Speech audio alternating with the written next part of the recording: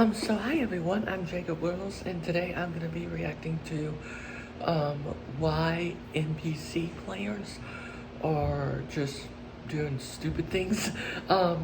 This video is by, let's see, this video is by On a Deck, or On a Dock, and so, please, like and to subscribe to my video, and yeah, let's get right into it. Also, sometimes I will be in my room, sometimes I will be in the garage, which is just a thing that will happen occasionally, but most of the time this plus my room will be the only times you see me doing my videos, unless if I'm going to Disney World for vacation. But anyways, let's get right into the reaction. And if you hear something in the background, it's the fan going.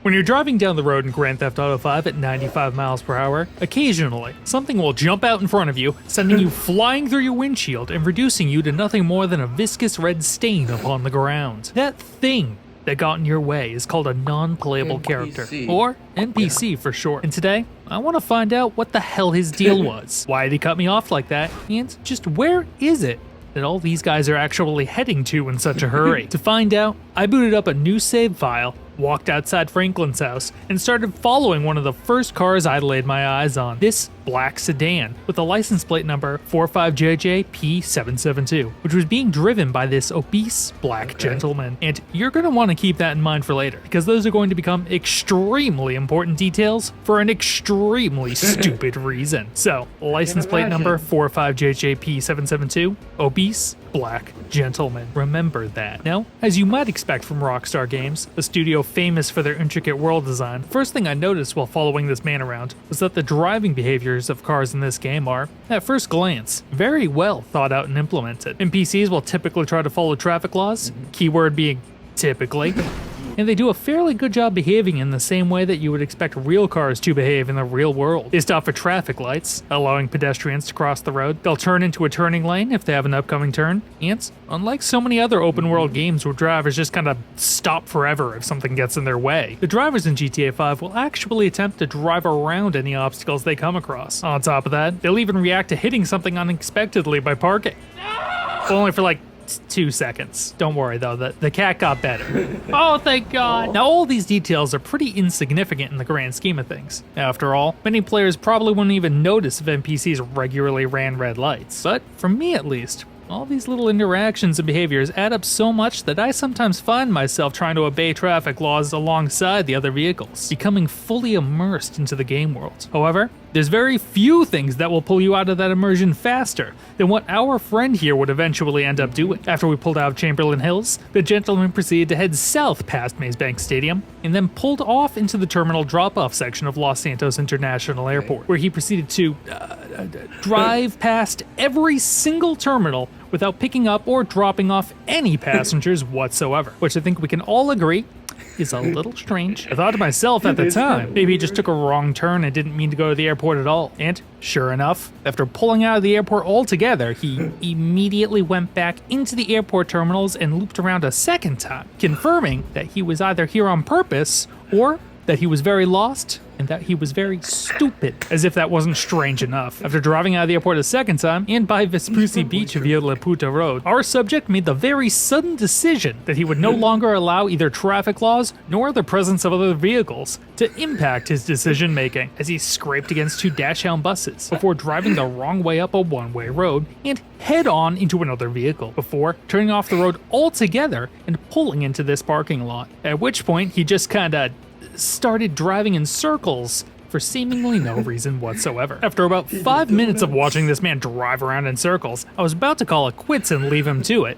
But just when I was about to drive off, he at long last pulled out of this parking lot and back down the road we came here from. At which point, I finally got close enough to the driver's side window to realize that he was now a she, and she was now white. This was such a bizarre change that I at first assumed that I had at some point started following a different car by mistake. But this is where that license plate number comes in handy, as I was still following 45JJP772. And after looking back through my footage real quick, I was indeed able to confirm that this was in fact the same car I had been following this entire time, which means at some point this NPC had been entirely replaced right in front of me without me ever noticing.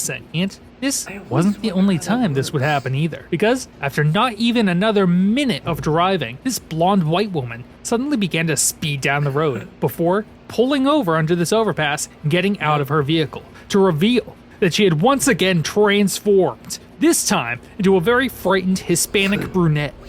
Now I have no idea what was going on at this point, why she was so frightened, why she kept transforming, or why she had gotten out of her vehicle. But I did know one thing, and it was that despite being in heels, she was still fast as fuck. I just could not keep up with her on foot. And no matter how long I followed her, she just kept running away from me for some reason. Now, admittedly, I did hit her car a couple of times while trying to keep up with her, so I thought it may be possible that I put this NPC into some kind of a frightened state that was causing her to act this way. So, in order to figure out what exactly was going on, I began to follow a few more NPCs around, this time being more careful to avoid hitting them.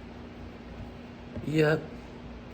NPCs are just really weird. At least as much as possible. First, I started off with this garbage truck, hoping to see it pick up some garbage. However, the only thing I ever saw him pick up was Franklin out of his car after about 39 minutes of following him aimlessly around the city. He then climbed back up into his own car after hitting me a couple of times. Only to eventually end up in this parking lot on Vespucci Beach, endlessly doing circles alongside several other vehicles, just like we saw with our first NPC. It was also while we were here that I made a very important observation, and it's going to become very important for our analysis later, so pay attention, that despite watching a dozen vehicles come in and out of this parking lot, at no point did any moving vehicle ever park, nor did any parked vehicle ever begin to drive out of the lot. Every single vehicle that was moving in this parking lot either drove in here off the street and started doing circles, or was already moving in the parking lot when I first arrived. Now this is strange for two reasons, because one, what the fuck am I looking at right now? In what universe would 20 cars drive into a parking lot, do a bunch of laps, and then drive back out? Frankly, with the level of detail Rockstar has put into this game, I find it hard to imagine they would overlook something as jarring and as obvious as this without a very good reason. A reason which I'll be making a guess as to later. And two, we already know from both of the NPCs we've followed so far that NPCs in this game are perfectly capable of parking their cars, getting out, moving around, or even getting back into them and driving off.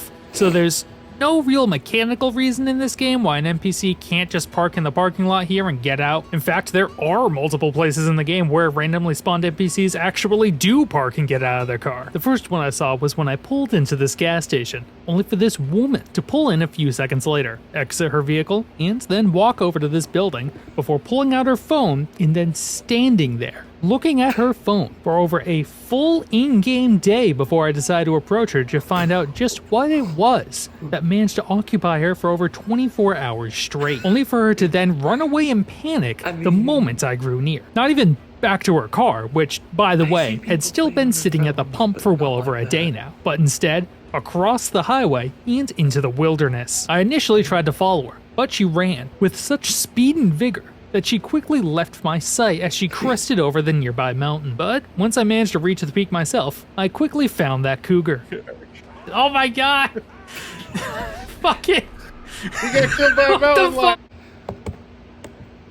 Okay, so from my understanding, the Grand Theft Auto games are fun, but the NPC players are just extremely stupid.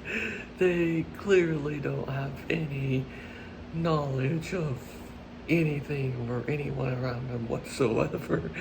So anyways, I'm not gonna finish the whole video because it might take up some space in my storage for when I upload the video.